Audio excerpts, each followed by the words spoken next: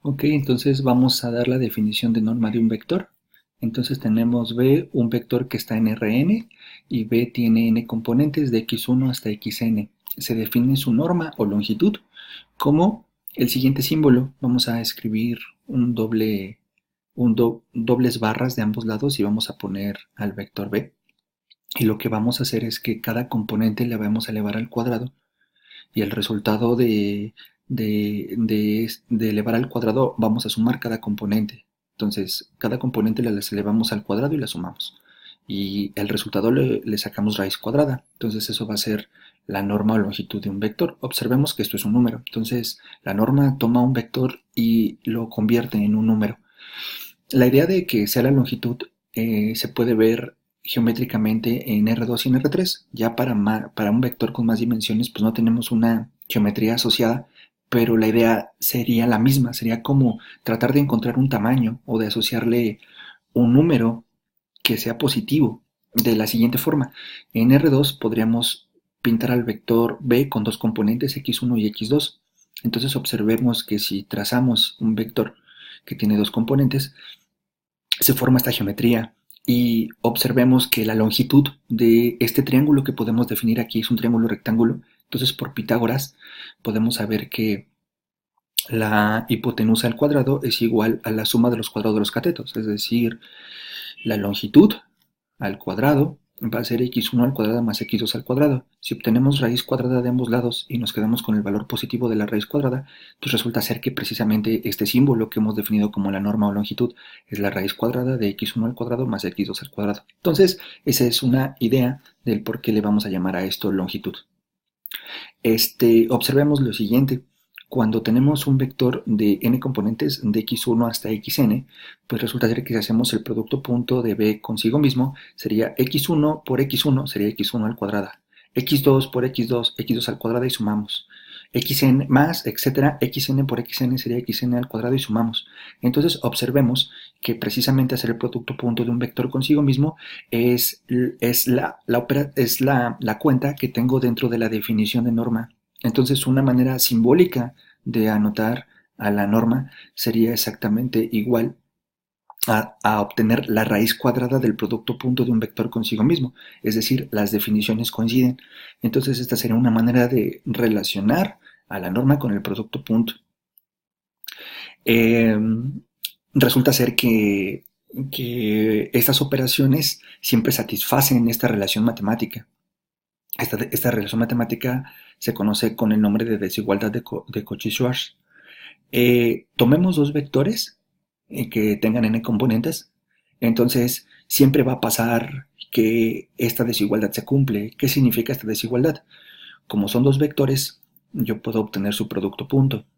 El producto punto de dos vectores, pues es un número.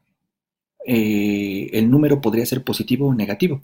Solamente sería positivo si sería positivo o mayor, sería mayor o igual a cero si hago un producto punto de un vector consigo mismo, pero en general pues voy a hacer productos puntos entre distintos vectores. Entonces este número, el producto punto, puede ser positivo o negativo.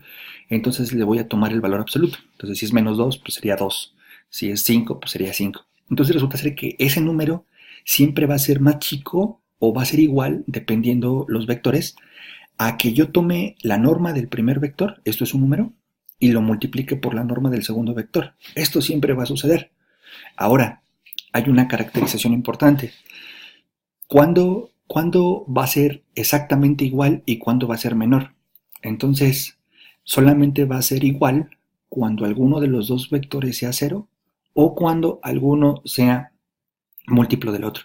Entonces, en este ejemplo tratamos de ver que esto siempre sucede, y en este ejemplo vamos a ver también cómo la igualdad se da de acuerdo a esta última nota que tenemos aquí. Entonces, tomemos dos vectores en R3. Entonces, el -1, 1, 2 y el 1, 1, -1. Entonces, estamos hablando de vectores en R3. Entonces, tomemos el producto punto. El producto punto sería -1 por 1, más 1 por 1, más 2 por -1, y simplificamos y nos da -2. Ahora, por otro lado, calculemos la norma de b. La norma de b sería 1 al cuadrado, más 1 al cuadrado, más 2 al cuadrado, raíz cuadrada. Eso nos da raíz de 6. La norma de u sería 1 al cuadrado más 1 al cuadrado más menos 1 al cuadrado, entonces sería 1 más 1 y raíz cuadrada sería raíz de 3. Y entonces, obteniendo estos tres números, puedo verificar que siempre pasa esta relación matemática. Entonces, en este caso, lo que dice la desigualdad de Cauchy-Schwarz es de que el valor absoluto del producto punto siempre va a ser menor o igual que la norma de uno de los vectores por la norma del otro vector. Entonces, esto siempre va a pasar. En particular, ¿qué tenemos aquí? El valor absoluto de menos 2 es 2. Y raíz de 6 es raíz de 2 por raíz de 3. Entonces, raíz de 3 por raíz de 3 me da 3. Y el raíz de 2 lo escribo multiplicando. En particular, aquí tenemos la desigualdad estricta. No hay igualdad. ¿Por qué? Pues porque raíz de 2 es mayor que 1, entonces cuando multiplico 3 por un número mayor que 1, pues me da mayor que 3 y ese número siempre va a ser mayor que 2. Entonces observemos que Cauchy-Schwarz nos dice, puede pasar que sea menor o podría pasar que sean iguales estas operaciones, pues resulta ser que en este caso es estrictamente menor. Ahora observemos lo siguiente, tomemos otro ejemplo, vámonos a R2, entonces tomemos el vector 1, 2 y el vector 2, 4. Observemos que el vector u es dos veces el vector b, es decir, el vector u es un múltiplo de b. Entonces, ¿qué pasa si realizamos las siguientes operaciones? Si tomamos el producto punto de u con b, pues nos da 1 por 2 más 2 por 4, eso nos da 10. Y por otro lado tomamos las normas de los vectores, entonces sería 1 al cuadrado más 2 al cuadrado nos da 5, la norma es la raíz de 5, y por otro lado la norma de u sería 2 al cuadrado más 4 al cuadrado, eso nos daría 20 y la norma es la raíz de 20. Entonces, por Cauchy-Schwarz, pues sabemos que siempre sucede que el valor absoluto del producto punto de dos vectores es menor o igual que la norma de uno de los vectores por la norma del otro vector. Ahora, en particular, ¿qué tenemos? Raíz de 5 por raíz de 20, pues nos da raíz de 100 y raíz de 100 es 10 y el valor absoluto de 10 pues es 10. Por lo tanto, en este caso tenemos la igualdad. Cauchy-Schwarz te dice o son menores o son iguales. En este caso resulta ser que tenemos la igualdad. ¿Y qué nos decía Cauchy-Schwarz? Se va a dar la igualdad cuando alguno de los dos vectores sea cero o cuando alguno sea múltiplo del otro. En este caso estamos abordando el ejemplo en donde un vector es múltiplo del otro. Por lo tanto, cuando hagamos Cauchy-Schwarz, pues vamos a verificar la igualdad como lo hemos hecho hasta aquí, ¿no? Ahora, el otro motivo que se dé la igualdad de estas operaciones es que uno sea cero, uno de los dos sea cero. Entonces, pues eso lo voy a comentar rápidamente. Si un vector es cero, supongamos que el vector b es cero, entonces todas sus componentes son ceros. Cuando multiplique las componentes de u por los componentes de b, eso va a ser puros ceros y voy a sumar puros ceros. Entonces del lado izquierdo tendría puros ceros. Cuando calcule la norma de u, pues me va a dar un número. Pero como b es el vector cero, su norma sería 0 al cuadrado, más 0 al cuadrado, más 0 al cuadrado, raíz cuadrada, y esto es 0. Por lo tanto, tendría 0 del lado izquierdo y 0 del lado derecho. ¿Ok? Bueno, entonces, eh, hay un resultado que nos dice que el producto punto lo puedes calcular de la siguiente forma. Es decir, vamos a tener dos maneras de calcular el producto punto. Con la definición, ¿cuál era la definición? Multiplica componente a componente y suma. O equivalentemente tenemos un procedimiento alternativo que nos dice que calcular el producto punto de dos vectores es equivalente a calcular la norma del primero, la norma del segundo y multiplicar por el coseno del ángulo entre ellos. Si estamos en R2 y este es U y este es B, el ángulo entre ellos sería este teta. Y esto pasa en general.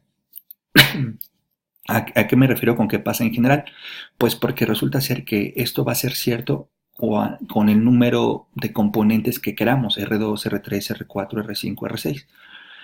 El ángulo entre los vectores para más de tres componentes, pues no lo podemos visualizar, pero en términos de cálculo, esta operación siempre va a ser cierta. Ahora, por ejemplo, ¿qué pasa si tenemos al vector E1 y E2? Entonces, vamos a calcular el producto punto de E1 y E2 de las dos maneras que sabemos. Entonces, la manera en que sabemos calcular el producto punto hasta el momento, salvo esta nota, es tomar las componentes, multiplicar componente a componente y sumar. Entonces sería 1 por 0 más 0 por 1, eso nos da 0. Entonces el producto punto entre E1 y E2 es cero. Pero la otra manera que estamos diciendo en esta nota es de que calcular el producto punto entre los dos vectores es tomar la norma del primero, que sería 1 al cuadrado más 0 al cuadrado, raíz cuadrada, eso es un 1. La norma del E2 de la misma forma sería 0 al cuadrado más 1 al cuadrado, raíz cuadrada, eso es 1. Entonces es norma del primero, norma del segundo, por el coseno del ángulo entre ellos. Pero el ángulo entre E1 y E2 es de 90 grados o pi medios. Entonces el coseno de 90 grados o pi medios, pues es cero. Entonces obtenemos que es 1 por 1 por 0, eso nos da 0. Como era de esperarse, pues como estamos afirmando aquí, calcular el producto punto con la definición o calcular el producto punto con esta equivalencia, pues nos debería de dar el mismo resultado. Ahora, aquí que es importante, aquí es importante rescatar o resaltar que el producto punto de estos dos vectores es cero y eso que nos indica de forma geométrica cuando podamos hacer geometría, porque si los vectores tienen muchas componentes, pues no podemos dibujarlos. Pero en particular nos está diciendo que el producto punto de dos vectores es cero si el ángulo entre ellos es de 90 grados. Es decir, nos da una especie de descripción de perpendicularidad cuando el producto punto sea cero. Entonces, si el producto punto es cero, pues significaría que el ángulo entre ellos fue de 90 grados o de 270 grados, etcétera, ¿no? Hay una especie de perpendicularidad y ese concepto lo abordaremos en el siguiente video.